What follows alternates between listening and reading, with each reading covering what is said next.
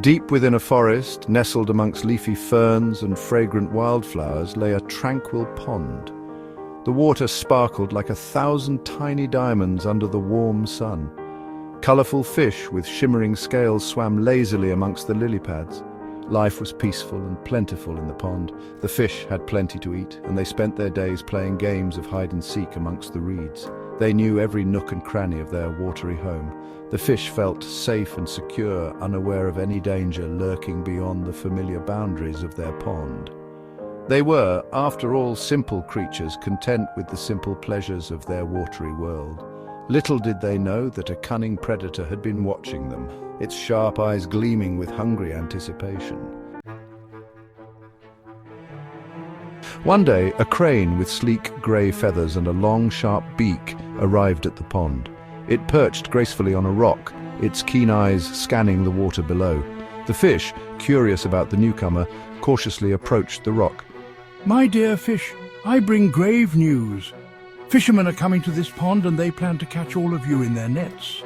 The fish were terrified. They had heard tales of these fishermen and their cruel nets. Panic spread through the pond as the fish darted this way and that, unsure of what to do.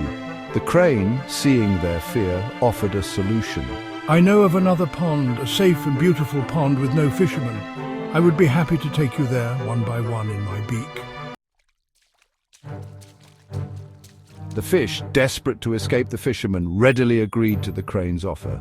One by one they leaped into the crane's waiting beak, trusting him to carry them to safety.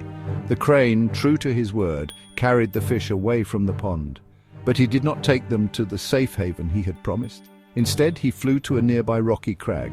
There, hidden from the view of the pond, the crane devoured the fish one by one. He relished in his cruel trickery, his hunger satiated by the unsuspecting fish. Day after day, the crane returned to the pond, spinning his tale of fishermen and offering his help to the remaining fish.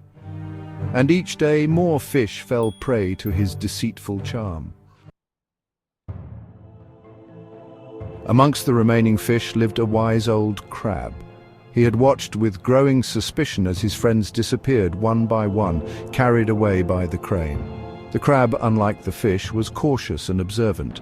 He didn't trust the crane's smooth words or his worried expression. One day the crane approached the crab. "My dear crab, you two are in danger from the fishermen. Let me take you to the safety of the other pond." The crab pretended to be afraid. "Oh, thank you, kind crane. You are a true friend. Please take me to this safe pond."